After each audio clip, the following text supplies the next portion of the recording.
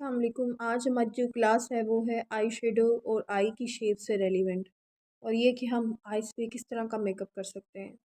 तो first of all जब हम कोई भी अपने आईब्रो की शेप्स बनाते हैं ना, तो उसमें हमें पहले ये पता होना चाहिए कि हमारे आईब्रो की शेप कौन सी है।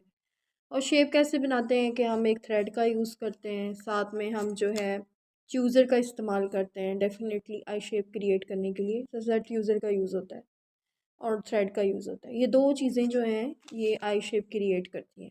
लेकिन इससे पहले भी ये ज़रूरी है कि ये तो इसके इंस्ट्रूमेंट्स हैं जिनको हमने यूज़ करना है और आई शेप्स क्रिएट करनी है। द मेन थिंग इज़ ये कि आपको ये पता होना चाहिए कि आपकी आँख की शेप कौन सी है। यहाँ पे कुछ मैंने ना आइज़ की शेप रखी हुई हैं, ठीक है, कि जो कि आपको थोड़ा सा क्लियर करेंगी कि आई की कौन कौन सी शेप्स होती हैं। एक होती है हाई आर्च आईब्रोज, ठीक है, हाई आर्च आईब्रोज़ होती हैं। उसके बाद जो है स्टीप आईब्रोज़ होती हैं। और उसके बाद जो हमारे पास नेक्स्ट है ना वो हैं स्ट्रेट आईब्रोज़, ठीक है, किसी की स्ट्रेट होती हैं, वो ये वाली आती हैं, इनको स्ट्रेट बोला जाता है। एंड देन राउंडेड शेप आती है। ये चार किस्म की जो है ना, ज़्यादातर मोस्टली जो हमारे पास क्लाइंट्स या कोई भी फीमेल्स हैं उनकी यही आईब्रो की शेप्स बनाई जाती हैं पार्लर्स में।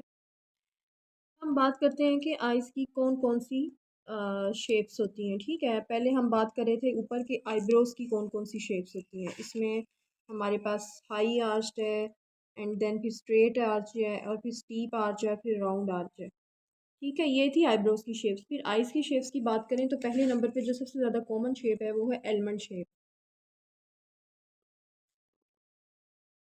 पहले नंबर पे ये शेप आती है एलमंड शेप, ठीक है। उसके बाद हमारे जो यानी कि जो जिसकी बादामी सी शक्ल होगी ना जिस आँख की, उसको ज़्यादातर एलमंड शेप बोला जाता है, ठीक है। One is round shape. बंद कर दो ली। इसके बाद हमारे पास आती है जी स्मॉल शेप, यानी कि बहुत छोटी आँख।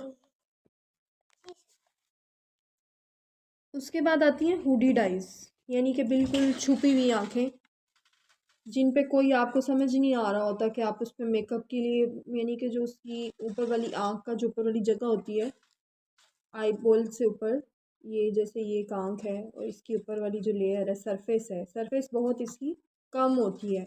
बाकी आँख की शेप बड़ी है लेकिन जो सरफेस एरिया है ना वो उसका बहुत ज़्यादा लो होता है, ठीक है। उसको हम हुडी डाइस बोलते हैं।